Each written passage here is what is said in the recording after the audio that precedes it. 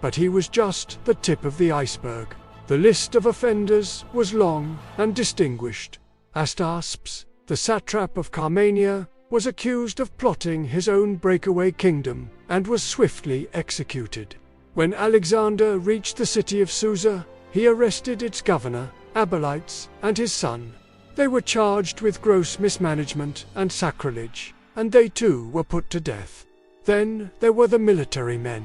Clenda, Sitalces, and Hyricon, senior Macedonian officers who had held command in Media, were brought before Alexander. These were the same men involved in the earlier controversial assassination of the great general Parmenion. Now they stood accused of their own crimes, looting temples, extorting the locals, and committing horrific acts of violence. They were tried before the army, found guilty, and executed on the spot. All across the empire, a great purge was underway. Alexander's response was a masterclass in power politics. He acted with chilling speed and severity.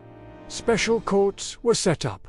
Sometimes, the Macedonian army assembly delivered the verdict, a tradition from their homeland.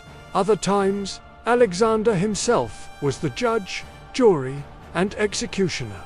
The message echoed from the Persian Gulf to the shores of the Aegean.